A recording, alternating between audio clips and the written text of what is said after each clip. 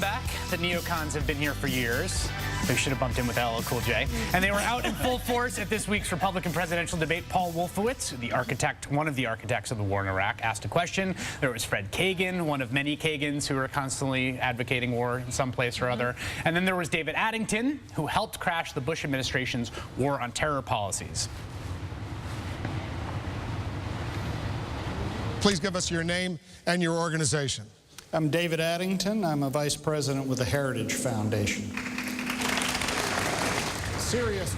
Mr. Addington got some applause from the crowd there. Can I just say something about David Addington? David Addington was probably the foremost legal mind in the Bush administration. I think all the reporting has shown that. Jane Mayer's done great reporting on Bart Gellman's done great reporting on this. Who was masterminding the most maximalist extremist positions on what the government could do. And he guided John Yoo through crafting the infamous torture memo, which essentially said anything short of pain equal up to and including what would be the same as organ failure. Short of organ failure. Short of organ failure would be legal under U.S. law. Unbelievable. He was the mastermind behind pushing through the entire sort of regime of detention which in the beginning, until the Supreme Court overruled, denied habeas, denied the most basic rights to contest imprisonment for those imprisoned.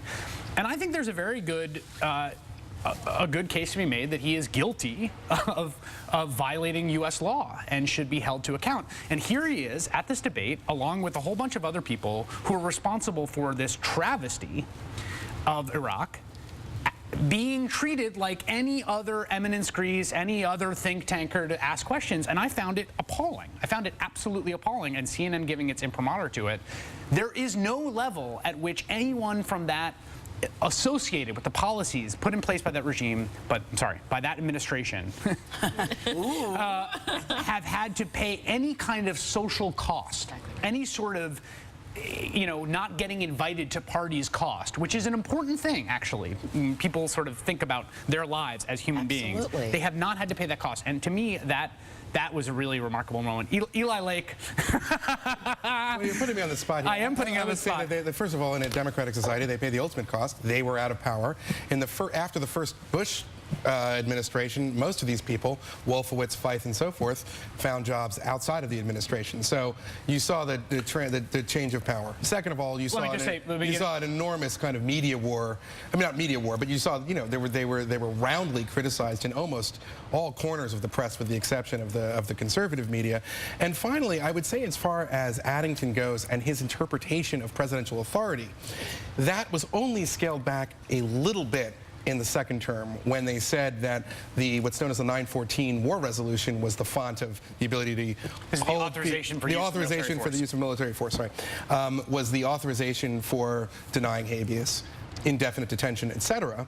And that interpretation of the law remains true for the Obama administration Justice Department. And the Obama administration, I mean, Ben Rhodes, if you were to ask him right now, a Deputy National Security Advisor, how do you justify holding the people you have in Guantanamo as you do, he would say, well, it would be the authorization for the use of military force. Right. I mean, which is all the more reason, I think, that Addington's effect on the direction of the country is that much more egregious. I mean, and let me also just respond to one thing. The ultimate cost in a democracy, you just said, is being booted out of power. That's not true. The ultimate cost in a democracy is being put in jails, being prosecuted, and the our democracy, it's being executed. Well, right, yes, in our democracy. I'm not suggesting that. Yes, obviously. but there is, I mean, there are, if you violate the law, and there are people, all over this country who violate the law in all sorts of ways and face criminal sanction for it. We put more people in prison than any other industrialized democracy. So being voted out of the office is totally a bummer, and having to transfer from the office of vice president to an office in the Heritage Foundation a few blocks away, also a bummer. It's sad when you have to pack up your stuff, but it is not the ultimate. I don't see how an interpretation of the law, a legal memo, which lots of lawyers, including subsequent Bush lawyers, disagreed with, is the same as graft or violating laws in other senses of the word. In the sense that if you listen, after 9/11, it's pretty obvious that the Bush administration panicked. They felt they had no intelligence on Al-Qaeda. They had to do something if they captured people. What were the rules of interrogation? And the rules of interrogation, as interpreted by Addington and you, in the light of history, even a few years later, looked excessive and extreme.